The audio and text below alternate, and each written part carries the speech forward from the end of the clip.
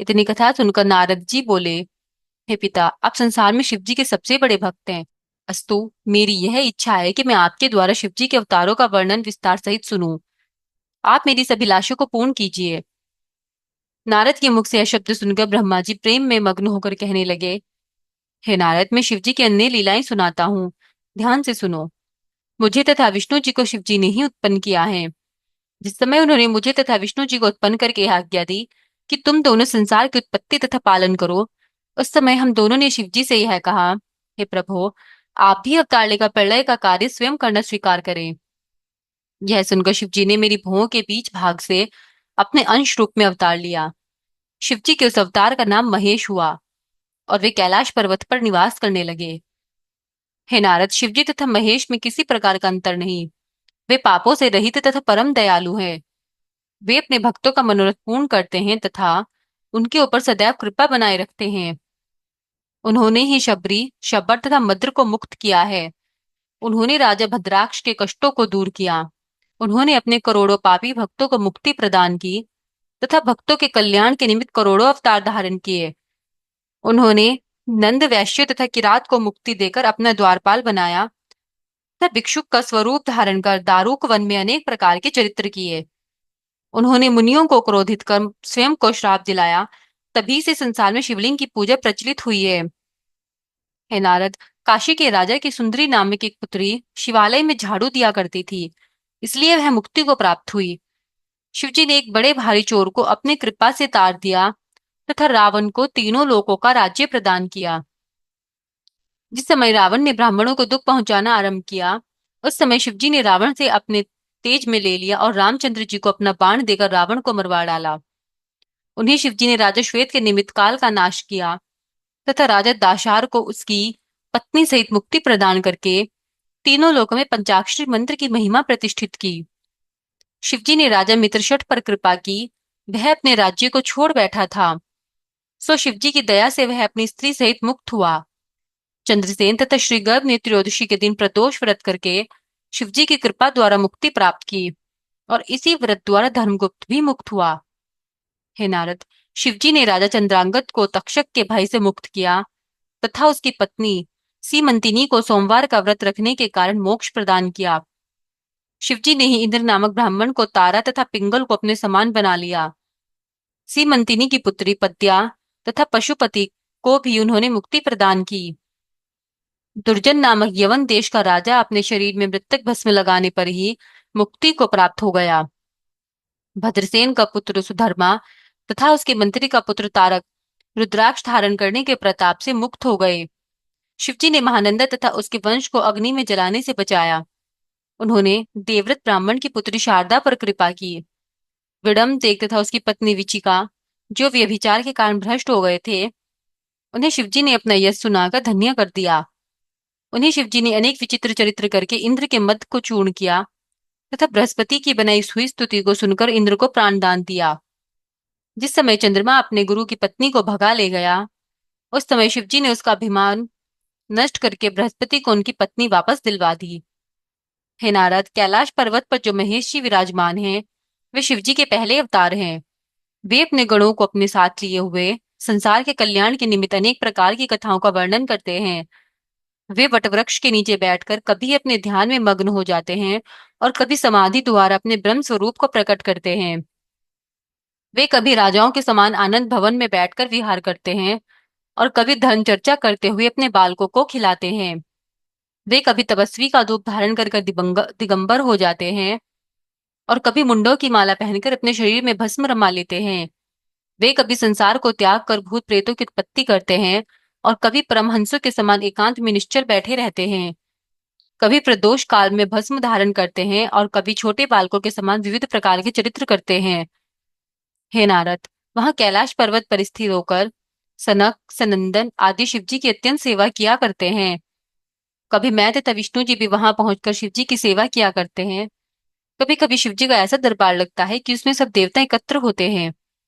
उस समय शिवजी गिरिजा से सिंहासन पर शोभित होते हैं। तब विष्णु जी मृदंग बजाते हैं, सरस्वती वीणा पर राग अलापती हैं, लक्ष्मी जी गीत गाते हैं, इंद्र बांसुरी बजाते हैं, मैं ताल देता हूँ तथा अन्य सब देवता उनकी आरती उतारते हैं। इस प्रकार सब लोग अपने अपने भजनों को मीठे स्वरों में गाकर शिवजी को प्रसन्न करते हैं। शिवजी तथा गिरिजा का यह दूसरा रूप तीनों लोगों को अत्यंत कल्याण करने वाला है। हे नारद, शिवजी अपने भक्तों की प्रसन्नता के निमित्त अनेक अवतार लेकर विभिन्न प्रकार की लीलाएं किया करते हैं। शिवजी के करोड़ों नाम तथा करोड़ों चरित्र हैं। इसी प्रकार उनके रूपों की भी कोई गिनती नहीं है। तुमने, शारदा ने, शेष जी ने तथा अन्य सब देवताओं ने भी शिवजी के यश का बहुत वर्णन किया, परंतु तुम में से कोई भी उसका पार नहीं पा सका। शिवजी के समान सुख देने वाला अन्य कोई नहीं है। उनकी ऐसी विचित्र लीला है कि वे स्वयं तो अपने शरीर में भस्म धारण करते हैं और अपने भक्तों को सब प्रकार के रास रंग देते हैं। वे स्वयं हलाहल पीते हैं तथा भक्तों को पीने के लिए अमृत देते हैं। वे स्वयं मुंडों की माला तथा सांपों की कंठी पहनते हैं, परंतु अपने भक्तों को रत्न आभूषण देते हैं। इन सब से भी बढ़कर उनके संबंध में विचित्र बात यह है कि अन्य सब देवता तो सेवा करने से प्रसन्न होते हैं, परंतु वे बिना सेवा किए ही प्रसन्न हो जाते हैं। हे नारद, ऐसे दयालु स्वामी को त्याग कर भी जो मूर्ख मनुष्य इधर उधर भटकते हैं, उनसे अधिक हतभाग्य और कौन है। वेद में लिखा है कि कैलाशवासी महेश भगवान सदाशिव के पूर्ण अवतार हैं। वे अपने सगुण रूप द्वारा अनेक प्रकार की लीलाएं करते हैं तथा अपने चरित्रों द्वारा भक्तों को आनंद प्रदान करते हैं। मनुष्य को उचित है कि वह शिव शंकर के चरणों में अपने चित्त को लगाए रहे। तीसरा अध्याय। ब्रह्मा जी ने कहा, हे नारद, अब मैं तुमसे शिवजी के 5 अवतारों की कथा का वर्णन करता हूँ। उन्होंने सर्वप्रथम मुझे सृष्टि उत्पन्न करने की शक्ति दी, तदुपरांत ज्ञान दिया था। फिर प्रत्येक कल्प में वे मुझे उपदेश देते रहे, जिसके द्वारा मैंने सृष्टि को उत्पन्न किया। तुम उन अवतारों की कथा ध्यान पूर्वक सुनो। हे नारद, जब श्वेत लोहित नामक 19वां कल्प आया, उस समय मैंने यह विचार किया कि अब सृष्टि उत्पन्न करनी चाहिए। तब मैंने शिवजी का ध्यान किया। उस समय शिवजी बाल स्वरूप धारण कर श्वेत लोहित वर्ण से अपने 4 शिष्यों के साथ प्रकट हुए। वे मुझे बड़ी कृपा दृष्टि से देख रहे थे। उस समय मैंने उन्हें देखकर अपने मन में यह विचार किया कि यह बालक कौन है। तभी भगवान सदाशिव की कृपा से मुझे यह ज्ञान प्राप्त हुआ कि यह बालक और कोई नहीं अपितु परब्रह्म शिवजी ही है। उस समय मैंने उनकी स्तुति करते हुए हाथ जोड़कर इस प्रकार कहा, हे प्रभु, आपके समान कृपालु और कौन है। अब आप मुझे ऐसी शक्ति दीजिए जिससे मैं सृष्टि को उत्पन्न कर सकूं। हे नाथ, आप मुझे यह वरदान भी दीजिए कि मेरे हृदय से आपकी भक्ति एक क्षण के लिए भी दूर न हो तथा सृष्टि उत्पन्न करने में मुझे किसी प्रकार का दोष न लगे। मेरी इस प्रार्थना को सुनकर शिवजी ने एव मस्तु कहा। तदुपरांत वे इस प्रकार कहने लगे, हे ब्रह्मा, तुम्हें हमारे चरणों में सच्ची प्रीति है, इसीलिए हमने प्रकट होकर तुम्हें अपना दर्शन दिया है। हमारा नाम सत्य चाहते और हम योग का प्रचार करेंगे। हे नारद, इतना कहकर शिवजी ने अपने अंग से 4 लड़कों को उत्पन्न किया। उन सबके शरीर का रंग श्वेत था। वे मनुष्य वे शिष्य नाम से प्रसिद्ध होकर योग शास्त्र की पद्धति को प्रकट करने के हेतु शास्त्र पाठी हुए। उनके नाम इस प्रकार हैं, सनंदन, नंदन, विश्वनंद तथा उपनंद। अपने इन 4 शिष्यों द्वारा शिवजी ने संसार में योग शास्त्र को प्रकट किया। हे नारद, भगवान शिवजी के दूसरे अवतार की कथा इस प्रकार है। जब रक्त कल्प नामक 20वां कल्प आया, उस समय मेरा वर्ण लाल रंग का था। उस समय मैं लाल वस्त्र तथा लाल ही माला पहने हुए था।